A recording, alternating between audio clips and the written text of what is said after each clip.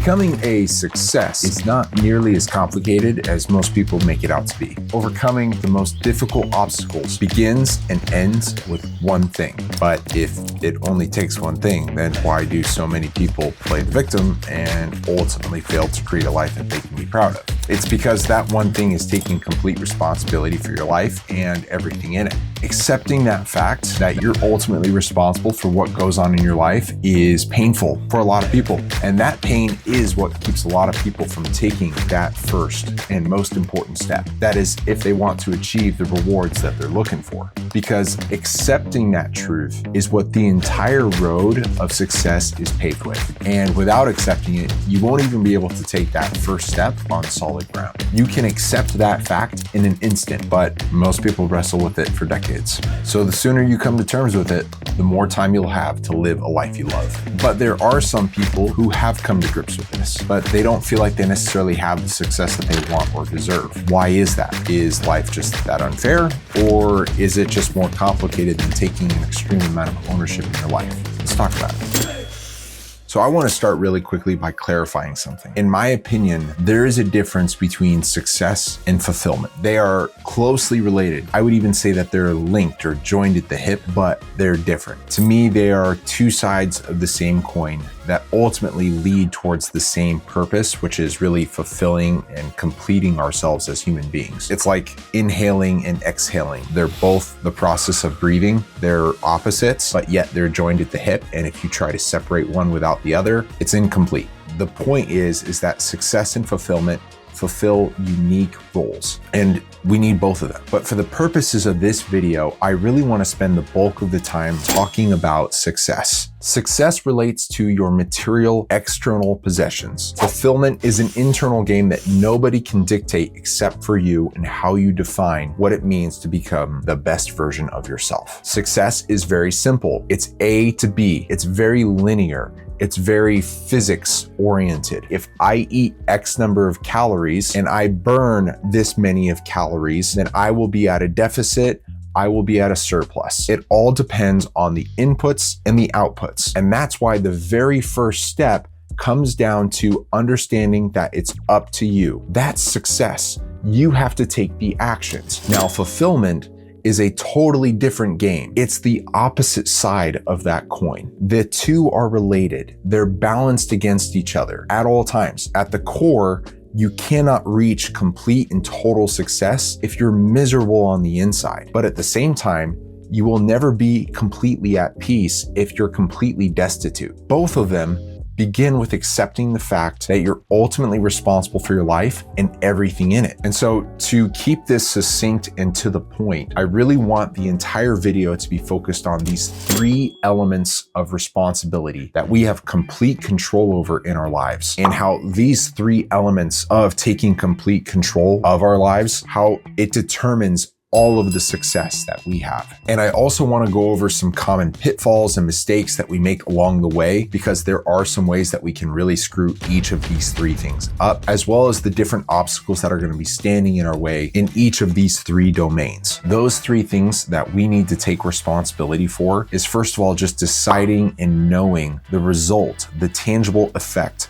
that we are trying to create in our lives. Second, understanding the laws of nature and the laws of physics that govern that result and everything related to achieving it. And then third, being able to take action regardless of any circumstances, as well as adjusting our actions as circumstances change and adjust. So number one, knowing and deciding on what it is that we're looking for. Deciding what you're looking for is frankly a bit of an art in and of itself. Knowing what to choose really does touch on that element of fulfillment. Ultimately, we have to know what is our purpose in life, or what it is that we're trying to accomplish. But for a lot of people, those are really overwhelming questions. And so really oftentimes what we're focused on is the next milestone, that thing that's in front of us that we can see, that we know that we're struggling with, or that we know we want to accomplish. And so we have to get really clear on what that is, and making that decision is a crucial priority. So then the next principle is just understanding the laws of nature that govern achieving that level, that type of success. And so here it gets to be a little bit more complicated, a little bit more expert based.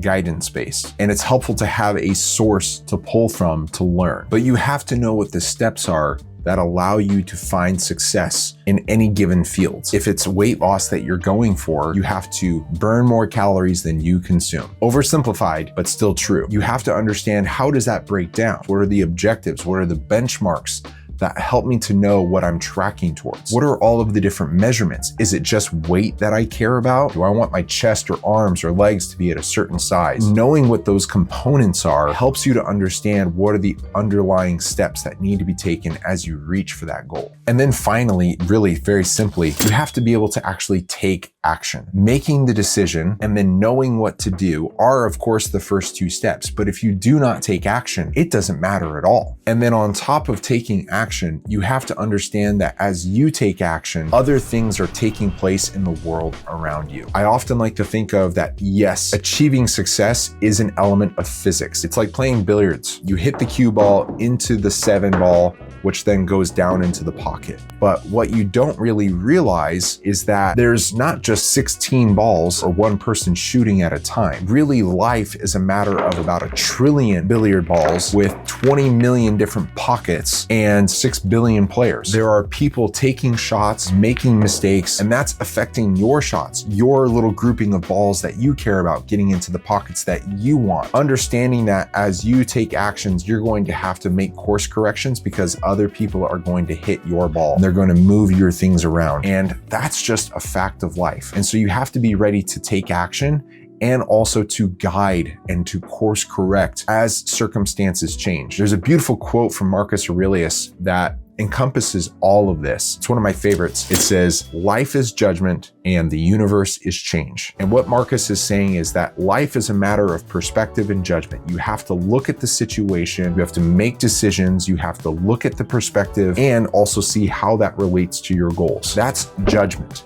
And then the universe is change. Things are constantly moving. It's up to you to use your sense of responsibility and your ability to choose and to take action to manipulate and to work within the confines that you have and to stay focused on what you have control over. And that's really what all of this boils down to. There's just one thing that you have complete control over, and it's your opinion and choices and actions. Everything that happens up here that then dictates everything out here. But if you don't take control of this, none of the rest of it matters. You're going to be the billiard ball being pushed around as opposed to you taking the shot to direct where that billiard ball is going. And it is more complicated than just a game of billiards, I know. But fundamentally, it does come down to the fact that you have to take responsibility for what you want in life, knowing how to achieve it, and then taking the actions that are required to get there. Because if you don't do those 3 things and it all starts up here, then none of it matters. You won't accomplish anything. You won't overcome anything, and you will become an object to be acted on as opposed to someone that has free agency to choose for themselves what they're trying to accomplish and actually make it happen. It might not happen in the timeline that you like. It might be delayed. It might take some maneuvering, some flexibility, or maybe you decide as you get more and more of a taste for something,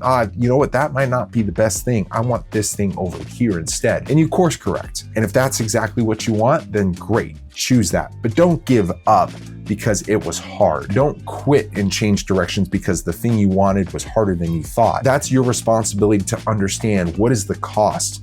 And you have to take ownership of that. And if you don't, you will fail. And so that requires a little bit of humility. That requires some patience as you progress and grow. But those are the steps that are required if you're going to be successful in life. If you're going to go from a victim to a victor, that's how you take ownership. That's how you take responsibility. If you can learn those 3 things, everything else gets so much simpler. So ultimately, achieving these results, achieving success, comes down to choosing correctly the things that we want in our lives, understanding what are the inputs and outputs that are going to get us there, and then ultimately taking action. But all 3 of those relate to taking responsibility for our lives and everything in it. And if we don't do that, none of it works. And I mean, there's nothing else to it. It's just, that's the fact.